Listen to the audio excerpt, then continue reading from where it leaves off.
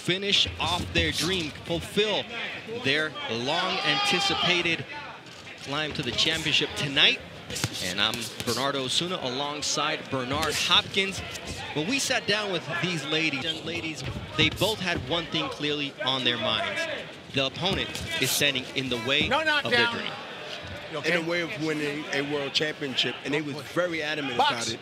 And I just want to see if that display of what they said to us transformed to now. And because they both was adamant, and you know what? I didn't doubt them, but now I want to see it. Franchon Crews-Dezurn told, ooh, big right hand there from Crews-Dezurn. She told us, look, I took the fight against Claressa Shields as a big risk on a couple of weeks' notice because I knew that would put me on the map whether I won or lost.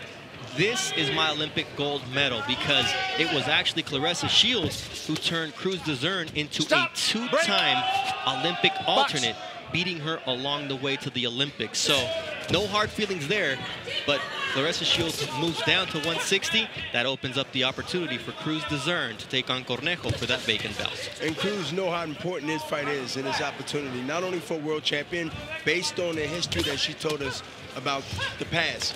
And that, I believe, is going to be a part of her motivation tonight.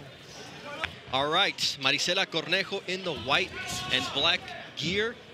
Franchon Crews-Dezurn in the colorful green, red, and white gear. A little bit of gold there sprinkled in from the Baltimore area, Norfolk, Virginia originally.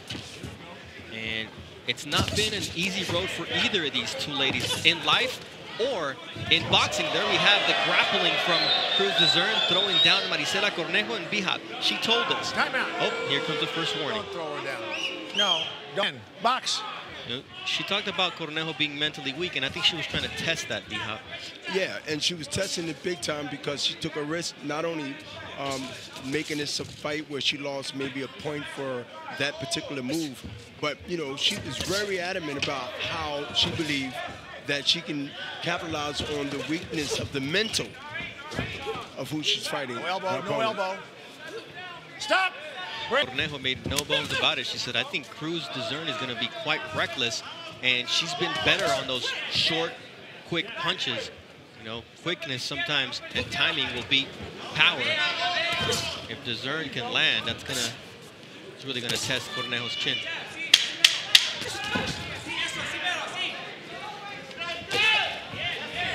Jab, Dezurn.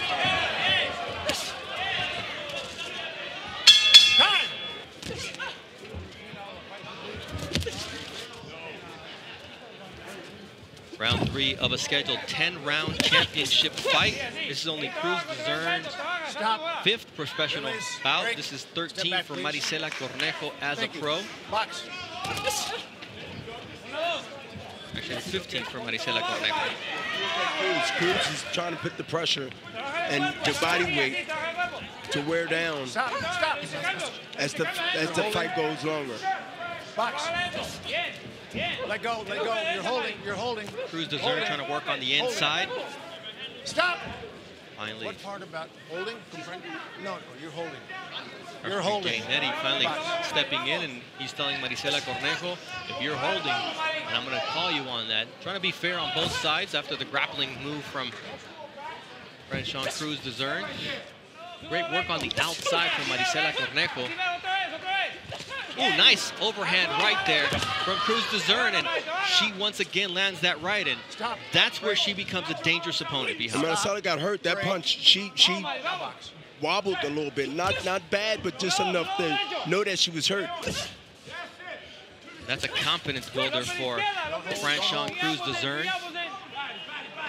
What I like what Franchon is doing is she's continuing to keep the pressure and throwing that big right hand because you know she got much success when she threw it a couple times.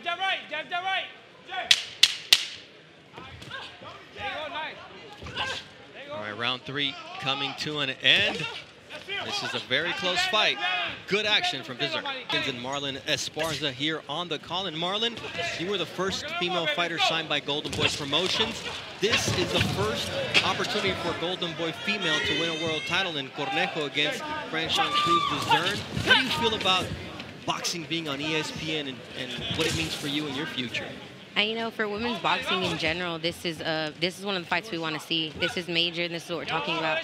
Everybody knows the top fighters, and everybody knows what's going to make a good fight, and show what we have, display what women's boxing is about.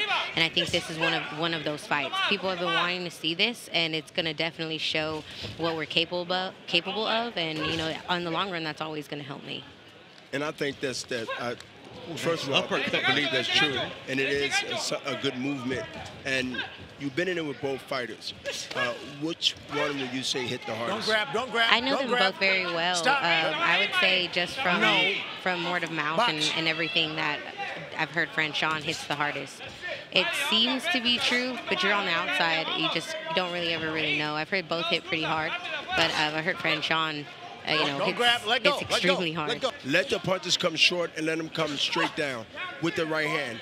Nice shot there from Cornejo as she snaps her jab and then gets caught by that same punch. Body shot there from Franchon Crews-Dezurn. Just being a lot more confident in her punches. 1-2 big shots from Crews-Dezurn, and there Cornejo having to hold on. And Franchon, look, she wants to fight. Here's that overhand right. She shortened that one up, and look at the combinations. When Franchon let those hands go, that's when Barry Hunter gets real happy, because he knows that's what they practiced on, they talked about it, and now she's displaying it. She questioned Marisela Cornejo's heart, and right now she's putting it to the test. Cornejo said, I have a lot of heart in the ring, but sometimes it's compassionate. All right, Beto Duran, what's going on here in round 8? Back spasms and pains in her legs from Marisela Cornejo. She was complaining that to Antonio Diaz. Antonio's like, yeah, this is for the world title, though. Like, you're going to be in pain. This is for the world title. He kept telling her over and over. Marisela saying the pains in her legs right now. Because of Claressa Shields. But this is my Olympics. This is my dream, and I'm going to make it come true. And it was really a bunch of combinations of motivation that she mentioned. And she remembered even in the past. And now she get a chance to say, look, I know I'm stronger physically. I know I'm stronger mentally.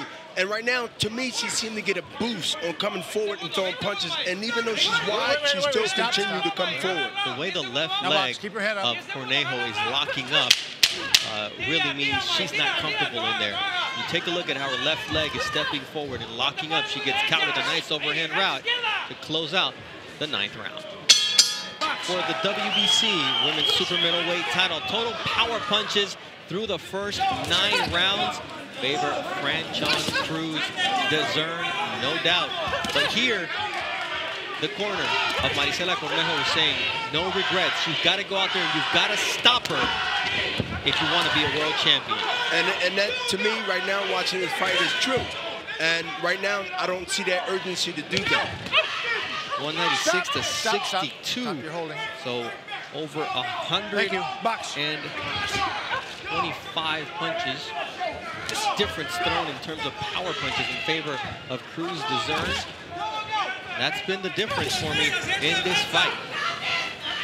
Franchon has continued from round 1, throwing punches, but also coming forward and being aggressive. And you know what? When you're a judge, you're looking at that, and that becomes a positive when you're voting. And you know what? Franchon Crews-Dezurn said Barry Hunter and his team at Headbangers Gym took in a pair of misfits. My husband and myself. He's a bantamweight pro.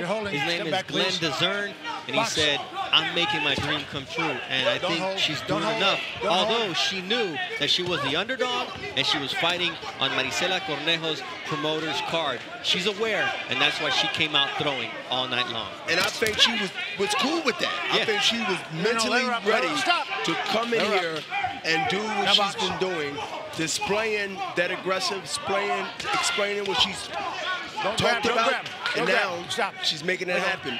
Step back, step back. She's winning this fight, as far as I'm concerned, and she's doing it in the style that she talked about. You know, just ripping to the body even here in the 10th and final round, and closing like a champion would want to close. Franchon Crews-Dezurn making a statement tonight and winning the belt, probably, that once belonged. Winner by majority decision and new WBC Super Middleweight Champion from Baltimore, Maryland, Franchon Crews-Dezurn. World champion. She's dreamed of this moment.